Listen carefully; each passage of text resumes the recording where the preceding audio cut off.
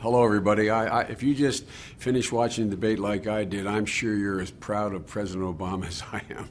You know, I've been saying for a long time that this election presents the starkest choice in my memory, and I think the president did a wonderful job in making it clear just how stark that choice is.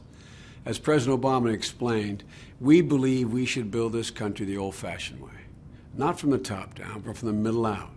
And the president made it absolutely clear that he believes hard work should be rewarded, that accountability should be demanded, and that everyone who works at it should have a fair shot at a better deal.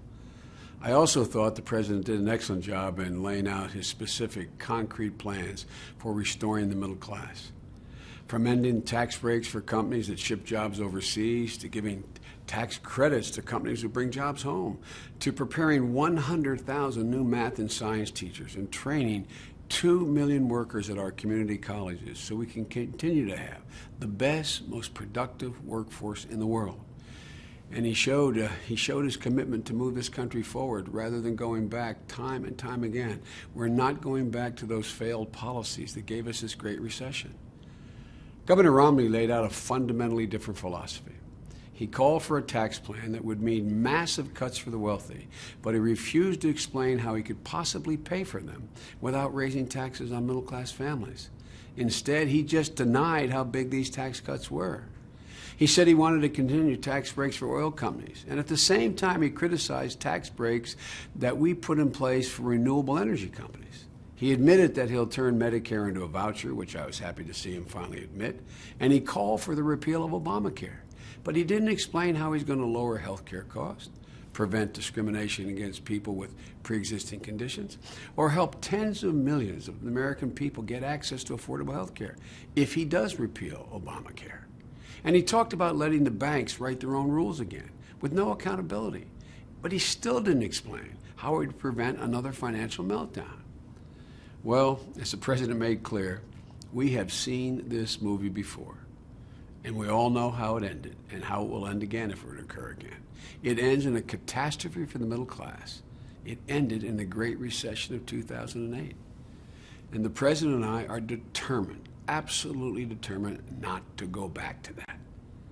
Folks, I hope you saw what I saw tonight.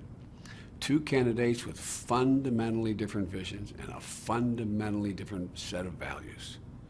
And I hope and appreciate that you know just how high the stakes are, that you all appreciate it.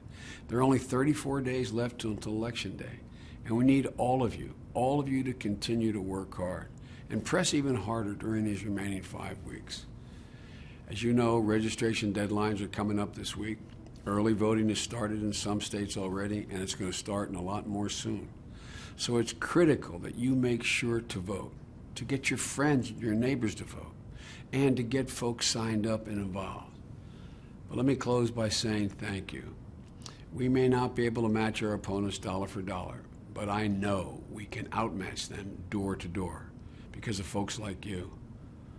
But most of all, I think I want to say on behalf of the president, thank you for vouching for us, for putting your reputations on the line for us, for believing, as the president does, and I do, that America's best days are ahead of us. Together, we're going to win this election, and we're going to keep moving this country forward. And again, thank you for your support. Please, go out and get folks registered, vote. Early voting is important.